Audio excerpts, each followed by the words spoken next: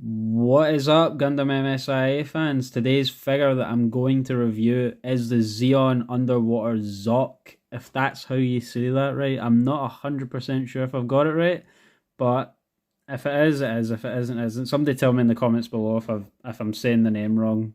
So this Gundam MSIA figure is probably the most indestructible Gundam MSIA figure out of all of the Gundam MSI line. This thing is an absolute beast when it comes to tanking, getting played with or dropped or like flung against a wall. Like, honestly, it'll take you a really, really hard time to break this figure. The joints are pretty good, like they're really strong, they don't come off very easily.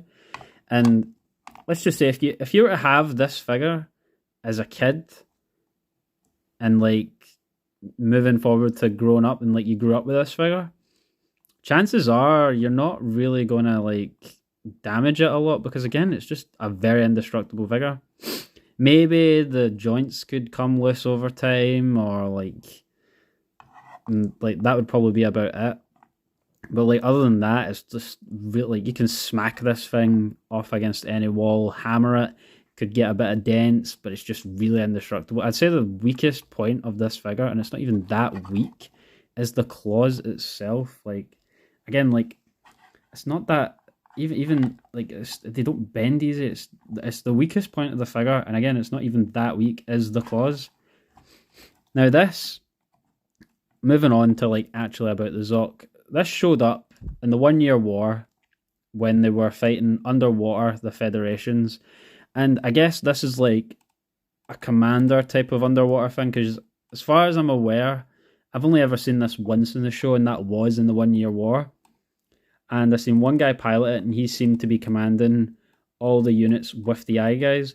I seen a wee like comic thing, or like on a magazine of like a Gundam thing, where it was like this, and it was like pure massive, and it had like wee pods. It was like a squid pod thing or octopus pod thing, and in each pod had a wee eye guy in it. I don't know what that is, but I thought it looked really cool in like the wee Japanese magazine. It was just basically this, but bigger, and then it had legs like an octopus or a squid, and then in each leg had a pod, and in each pod had a little small eye guy in it, which I thought was really cool. So I don't know the guy who piloted this, but basically this was like a GOG, if a GOG and a Zock was like to be fused together, and like this is what you would get. This is probably like one of the most strongest underwater mobile suits that they had. And again, I'm as I always say in my videos, I'm not the biggest fan of underwater mobile suits, and I'll probably get rid of this one at some point because I'm trying to, well, I'm going to put it up for sale at some point soon or trade. And I'm just not the biggest fan of the Zock, basically. This is the Japanese version. Again, get a wee close up on the panel lining. And again, superior to the USA version, in my opinion. This one doesn't come with numbers like how you see in like other Gundam MSIA figures. They have like a number on their shoulder or like chest somewhere. This one doesn't have numbers to go along with it. If you have the USA version, the Japanese version, any Japanese version apart from the Zaku 1 Black Tri-Star don't have numbers on it. But the Zaku 1 Black Tri-Stars for some reason do have numbers on it, but I don't know why. But yeah, it's a really cool figure. I think it's like a great figure, but like again, it's too ugly for me, if I'm being honest. And personally, I don't like it. But if you're a Xeon person and you like underwater stuff, this is the figure for you if you're looking for it. And I am selling or trading it for other Gundam MSIA figures, or just selling it for raw cash. But yeah, I'll get into the detail of the figure now. So all the missiles that it's got on it, I believe it's got 5 missiles on it. So 2 at the front, as you can see here, 2 at the back, and 1 on its head. Which again, this is all, from what I know, is all the firepower that it has. So not an awful lot. Its wee claws, which are kind of cool. Yeah, just wee claws. And then the boosters at the bottom of it. I don't really know what this part is for, like this wee part here, like this body part. Like I don't know if this has a purpose or if it's like, well, I mean, I guess it's like for well, not aerodynamics, for when you're under the water, it's easier to like maneuver and go faster. But as far as I'm aware, that's all I know that these two bits here are for just faster movement underwater. I don't know if there's any other purpose for it. If there is, somebody tell me in the comments below. An interesting thing about this figure is that, well, not about the figure, sorry, an interesting thing about the mobile suit is that you see the eye here.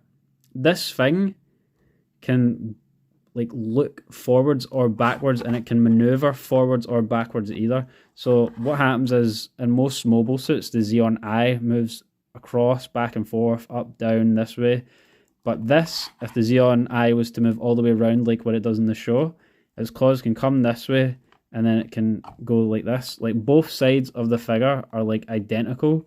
That like, well, sorry, not figure. Both sides of the mobile suit is identical, that it can operate forwards and backwards. But sadly, in the MSIA figure, the eyes do not move, which is a sad thing. But let's be honest, like these figures were like made in the 90s. Very good quality, very good detail, only missing out certain parts, and that is the eye movement thing. That is the only complaint. Well, not even a complaint. That's the only thing missing to make this thing like beautiful, and the other Zeon stuff is the eye moving thing. You do get that in the EMIA, but those figures aren't as indestructible as these things, like the normal Gundam MSIA figures, but the eye movement thing's really cool. And now I'll get into the articulation of the figure. So the arm, this is as far as it can go up. It can move a full 360. The claw can move a full 360 too, as you can see. I'll get a closer look. Move a full 360. The waist can't move a full 360. This is as best as it can go. The legs, this is as far as it can go up. It's very small. This is the best it can do. So like 20 degrees, and this is the best it can do backwards. The legs might be able to move a full 360 if you just, yeah, the legs can move a full 360. You just gotta like nudge it a bit and you can get there. Full 360.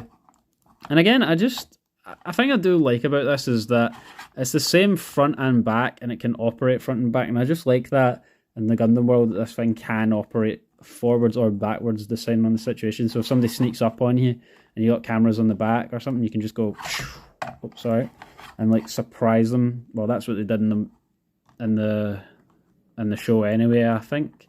But yeah, thanks for watching the video, guys. If you loved the Japanese version Zock, and tell me if anybody out there that's watching this video, if you've got the USA version, tell me what you think looks better now seeing this Japanese version. I think the USA version's green is a bit darker or lighter. I could be wrong. I don't know. I can't remember what it looks like. But yeah, thanks for watching, guys. And as always, please like, subscribe, and comment to the video. It really helps me in the YouTube algorithm, or the Zock's going to dive you down and shoot you with missiles.